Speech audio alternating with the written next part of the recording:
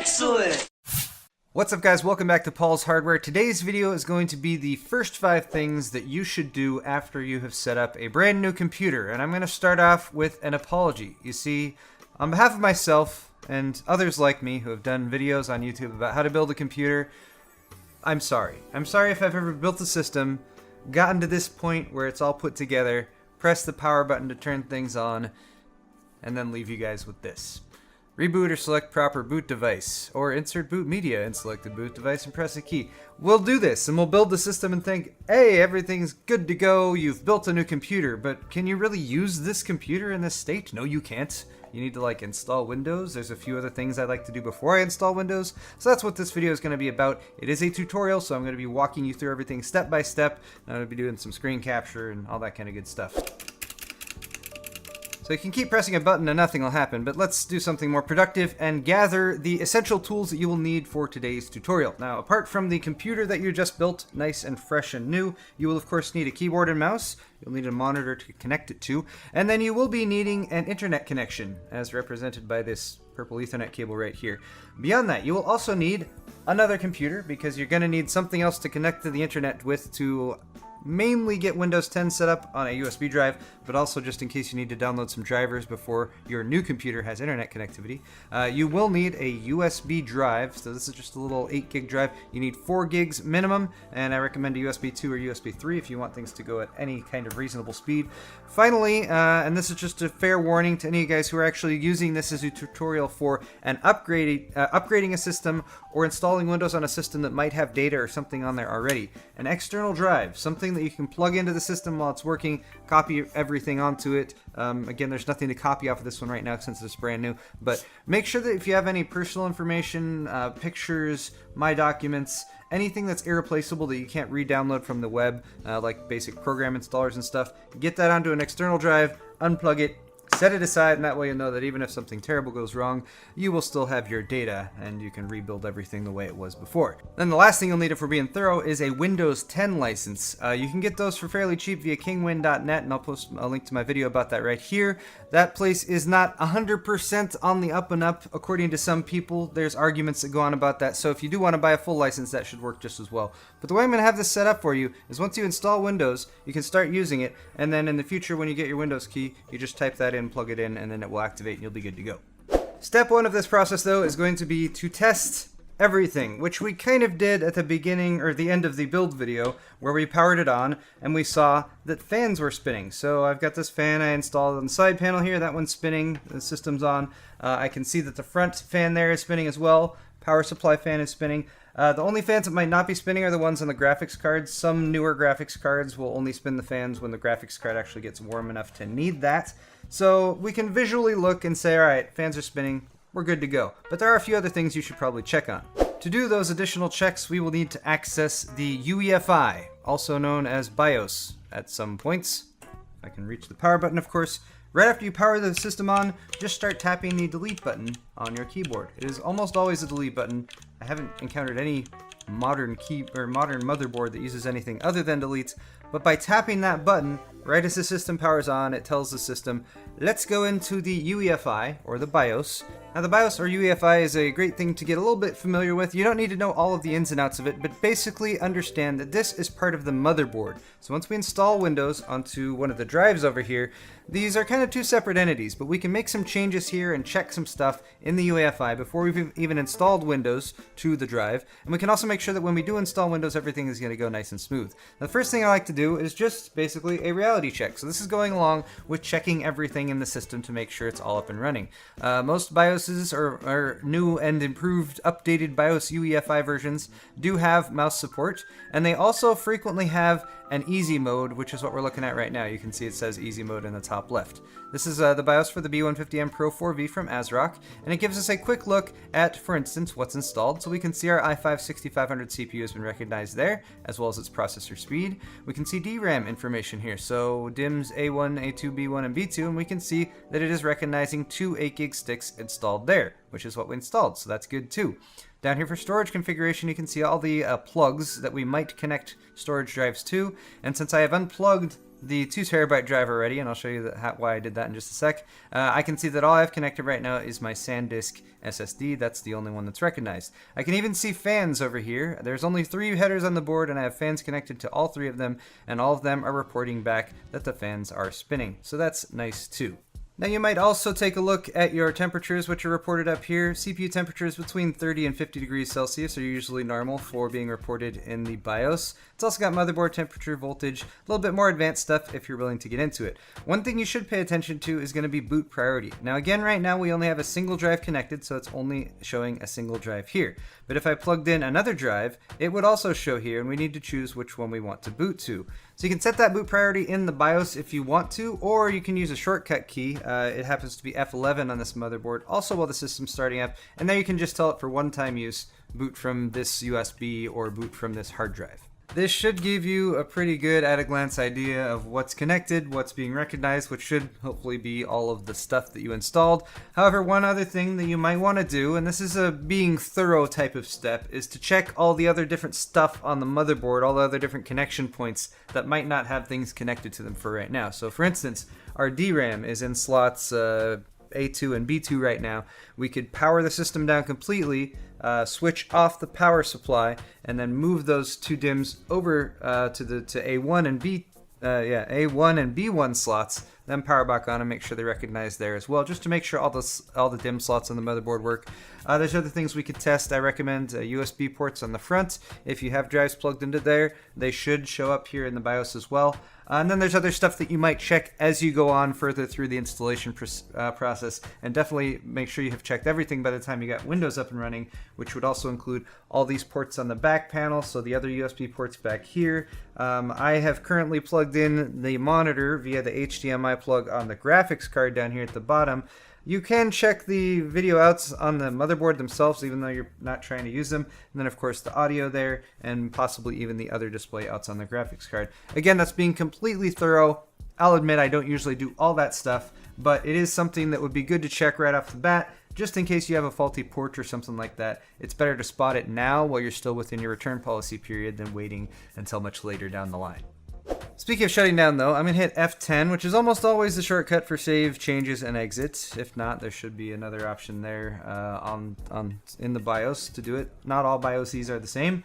And now the system's restarting, which I didn't really want it to do. I wanted it to shut off. If you don't have Windows installed yet and you need to shut off, you should be able to just push the power button and it should turn off. If it doesn't, you can hold in the power button until the system shuts down. That's kind of a brute force way of doing it, and I only recommend doing that if it's a last-ditch scenario, or if you're just in pre-operating system stuff. In that case, it won't really matter too much. A brief in-between step here before we move on to the finer points of installing Windows is I only like to have the drive I'm installing Windows to actually connected while I'm going through the installation process. So what I did here with my 3.5-inch drive, which is just going to be storage, is I just went and unplugged the SATA cable from it, which is pretty simple. You could actually plug just the SATA data cable, or you can unplug the power cable, one or the other. Either way, the drive won't work anymore, at least won't be recognized as connected to the system. And then, of course, power the system back on again, and press delete again to go back into the BIOS again. And then a couple settings in there we want to make sure we have set properly. So now that I'm back in the UEFI, there's 2 things I would almost always like to do with a new build in the UEFI before I move on to the actual installation of Windows. Now I just hit F6, and that's to go over to advanced mode. And like I was saying, most of these newer motherboards have an easy mode here with a more familiar or friendly graphical interface, but then also an advanced mode, which is going to be more familiar for people who have used older UEFI or BIOS interfaces before. It's got a list of topics across the top that you can sort of switch between. Each one has a bunch of sub-settings down below, so the main, again, will just kind of give you an idea of everything that's connected. You can also add favorites here. All we're going to do with this one is we're going to check the memory, speed, and the settings for the storage. Memory speed is listed here under OC Tweaker. You can go to DRAM configuration, and then there's timings and different clocks that you can set. The frequency of the memory that I have chosen is, that I have installed here is 2666. However, since this is not a Z170 board, it's actually not allowing me to access those because Intel sees those as OC or overclock speeds. They're not supported on this type of motherboard. So this is one reason why you might actually consider a Z170 motherboard for your motherboard of choice. rather than something that's more along the budget lines like an H170 or an H150 or the B150 that I have installed right now, because it will allow you to access those. Now this isn't a huge deal. Memory speed running at 2133 is just fine, but it is something that I would do if I had a Z170 board. I'll show you that in just a second. The other thing I would do on a Z170 board is, or I would do on just about any board, is again try to look at my storage configuration. And in storage configuration here, we can see the SATA controllers as well as the mode that they're set to.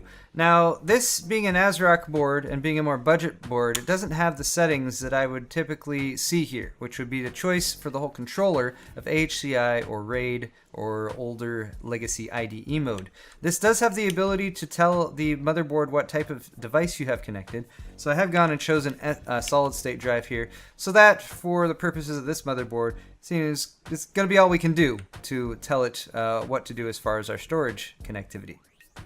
So I switched real quick, and now I've plugged the system back here in, so we can take a look at that UEFI, which is a little bit more advanced. This is an X99 motherboard, and here you can see, again, the same sort of basic layout, although I have to get further away to use the mouse for this computer.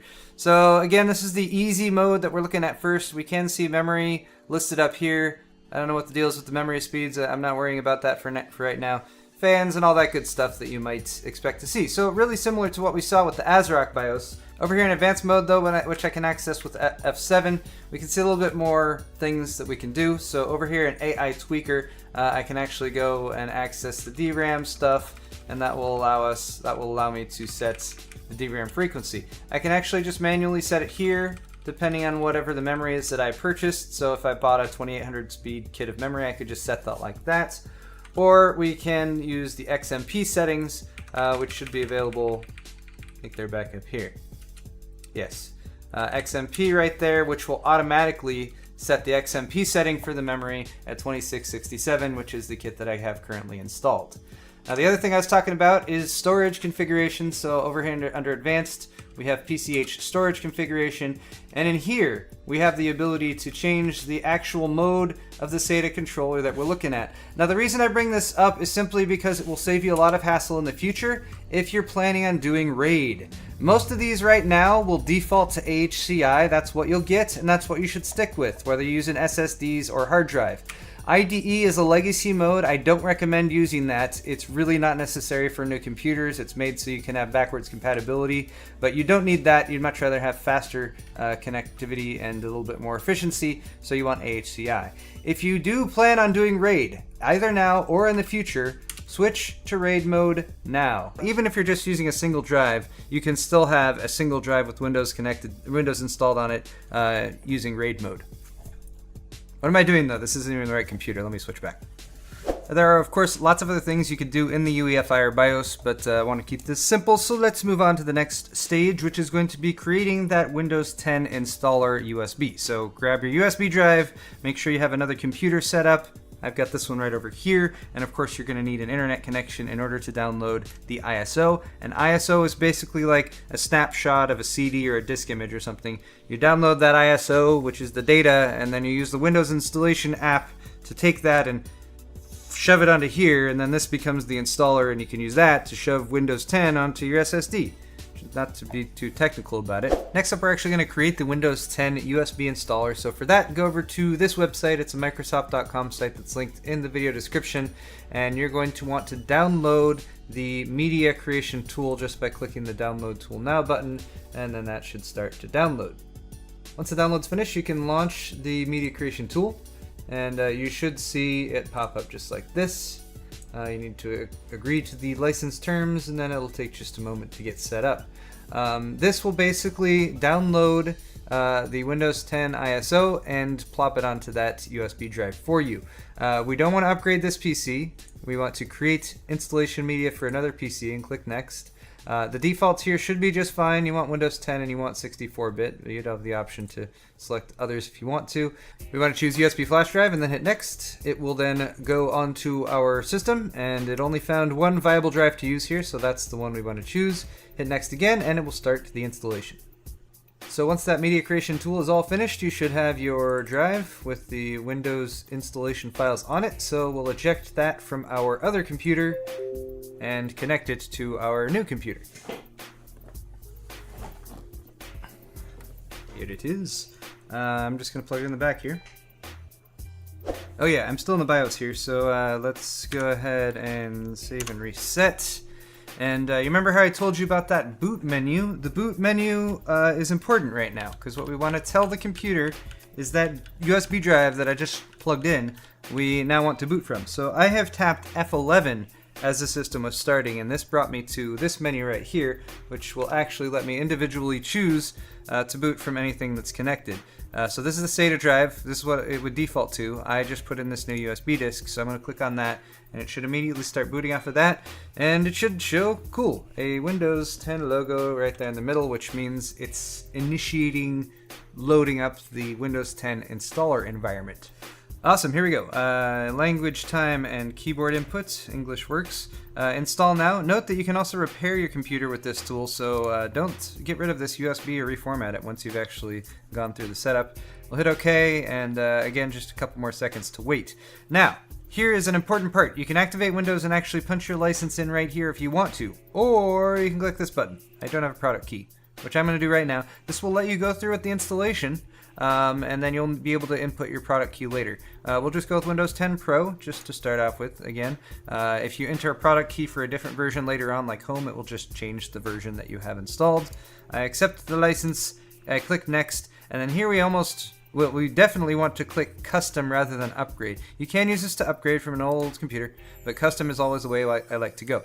Now, fortunately, we have pretty much a brand new SSD, or at least I've made that SSD look like a brand new SSD there. So we only have a single drive, drive 0, and that is because I disconnected all the other drives. Now, you might see more stuff here. You might see drive 0 with a partition, and then drive 0 with another partition.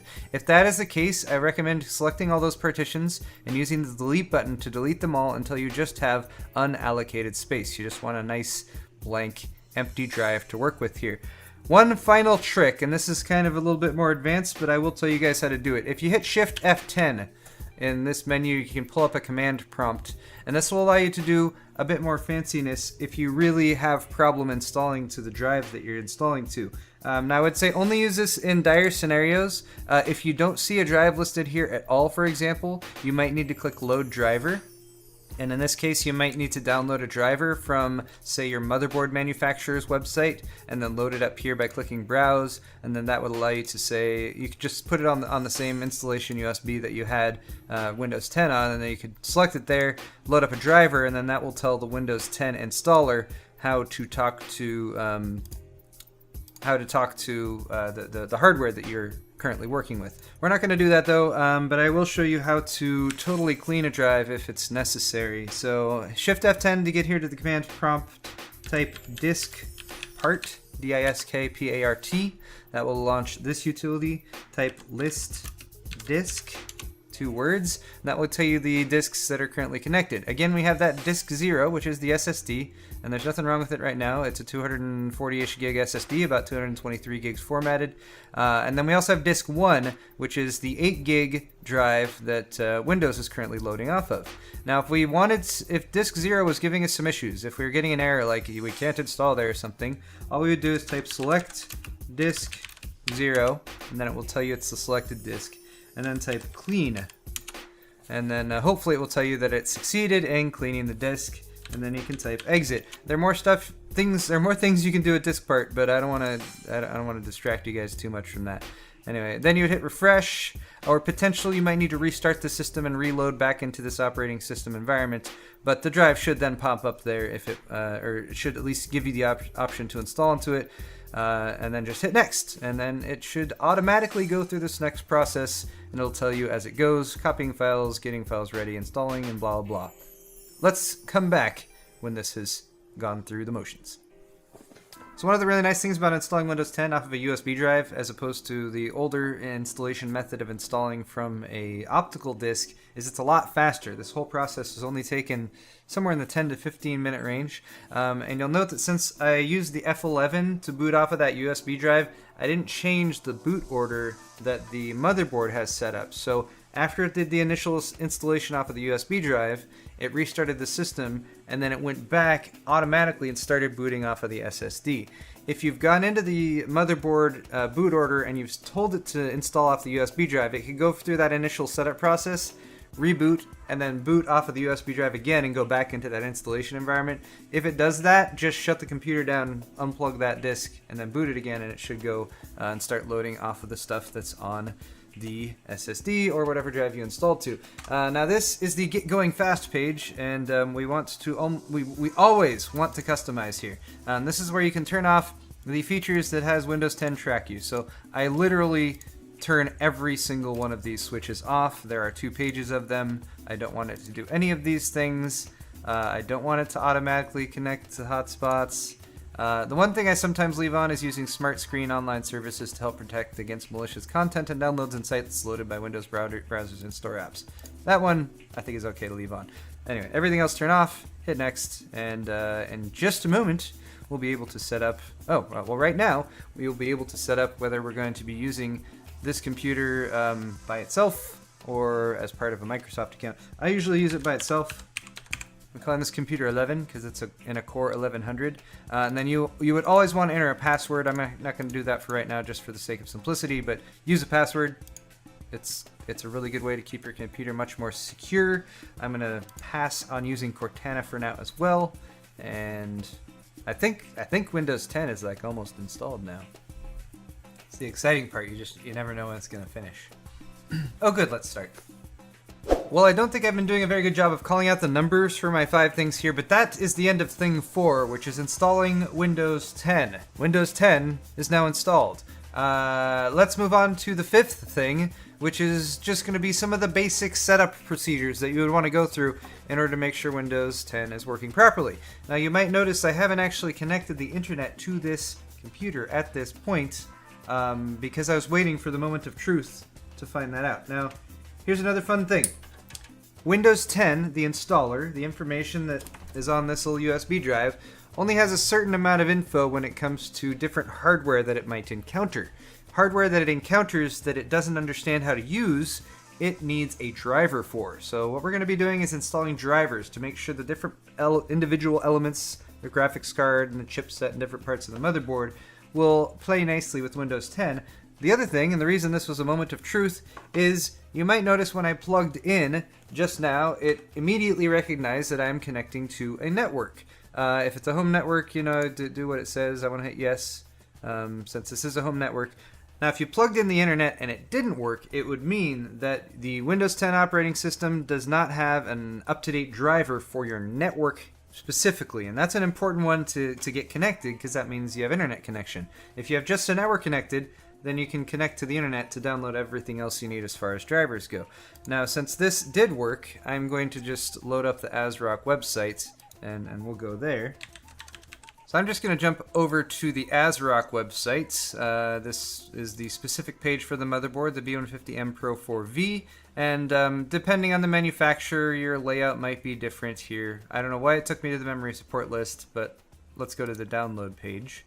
And then you can see the different drivers and utilities. Here you would select your operating system. We just installed Windows 10 64-bit, so we'll go with that. And then you would download the individual drivers that you might want.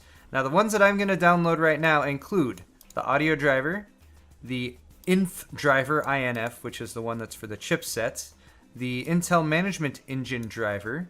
I'll also be downloading the LAN driver, even though the LAN's working. Might as well get the up-to-date one. I'm not going to do the app charger. That is ASRock software. That's optional. This is a SATA floppy image. This is what we would have needed before we installed Windows 10 when I did that load driver option, if it wasn't recognizing the controller for the hard drives that we had connected. Again, we don't need that for now. I will get the Intel Rapid Storage Technology driver, and then the VGA driver is if you're using the Intel built-in graphics. Since we're using NVIDIA, we will go to the NVIDIA website to download those. And from the NVIDIA GeForce driver website, we can select the manual driver search. Since we know what GPU we just installed, it's a 1060, and we're on Windows 10 60. Where'd it go? Windows 10 64-bit, and we'll hit Start Search, and we will download the latest game-ready driver.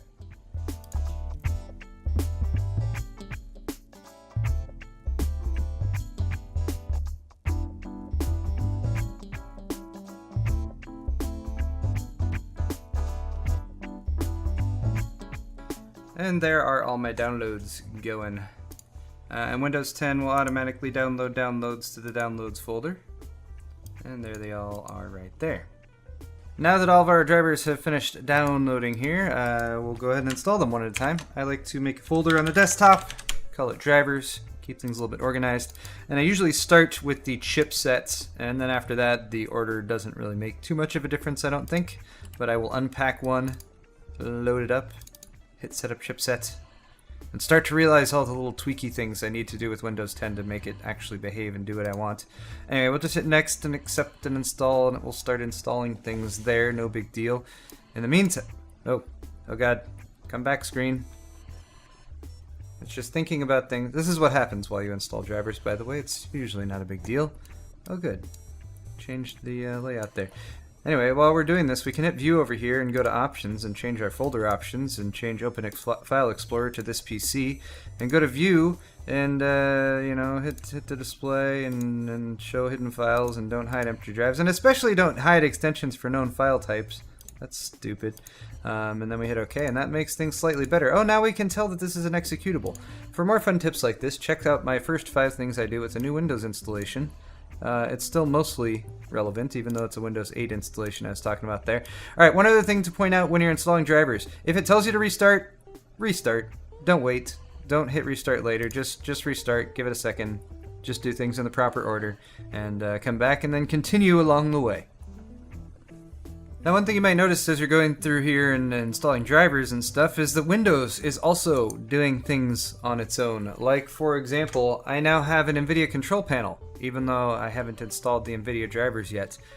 Windows will automatically download WHQL, or Windows Home Qualified, I forget what it's called.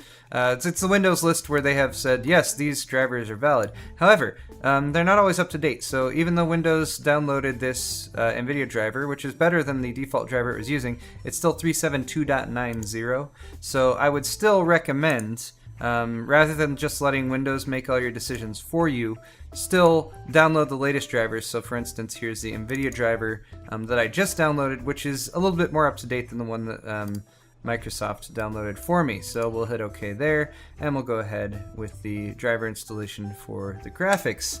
Of course, I still have all the other ones here that I downloaded, the LAN driver and management engine and stuff, so I'll continue with those.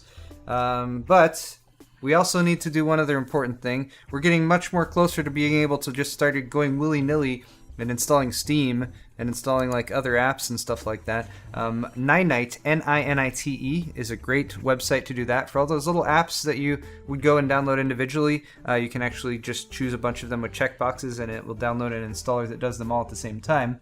What I'm going to do right now, though, is something that I should probably do while the system's off. But for SATA, it's usually not a big deal. I'm going to plug this hard drive back in. So I'm restarting after having plugged that 3.5-inch drive in up at the top. My plan here is to show you guys how to configure that drive to use as an additional piece of storage, so you can start copying stuff over onto it and dropping it there. Since that was the last thing to plug in as well, I guess I can also replace this side panel. So if you connect up your additional storage drive and you open up this PC and you don't see it listed there, all we still have is just our normal hard drive. If it's a brand new hard drive, this is what will happen. What we need to do is go into Computer Management, so right click this PC and go to Manage, and then we want to click on Disk Management over here.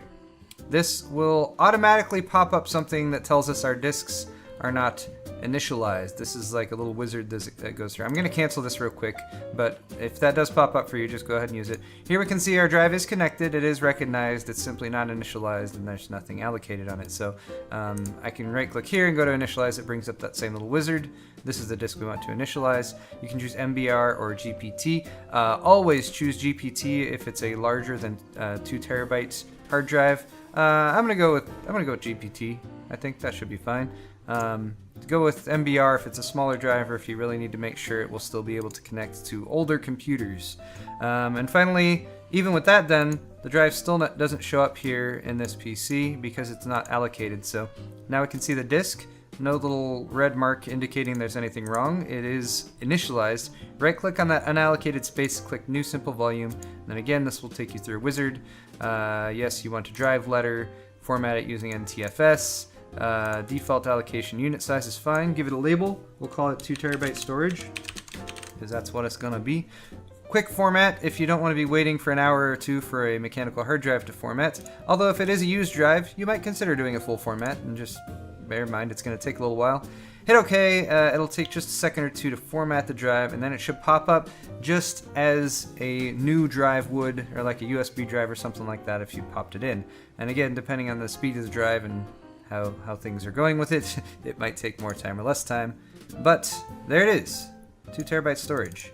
So now we have a new empty 2 terabyte drive to drop all of our other excess crap onto. Or if we did something like using a mechanical drive or an external drive and we had copied a bunch of stuff from an old computer, now is when we can connect it back up, put it all in that extra storage drive, and then we'd be good to go.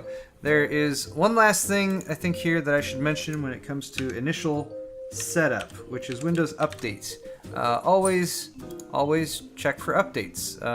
It's pretty straightforward, but Windows will do this automatically itself, but I highly recommend just doing it yourself. If it's a brand new installation, you'll just get things up to date more quickly.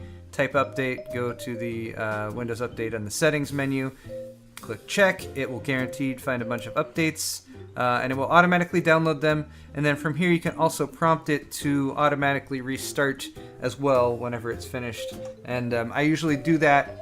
Restart if it asks me to, run it again, restart again, and if it asks me to again, and just get everything up to where it should be for security purposes, as well as making sure that if you're going to start benchmarking or something like that, you don't have it trying to do this in the background while you're trying to do something else entirely, like running benchmarks. Speaking of benchmarks, that's all for this video, and yes, I have been running benchmarks on this system in both of its configurations. So as a 6100 Core i3 with a RX 460, as well as what it is now, which is a 6500 Core i5 and the GTX 1060 from NVIDIA.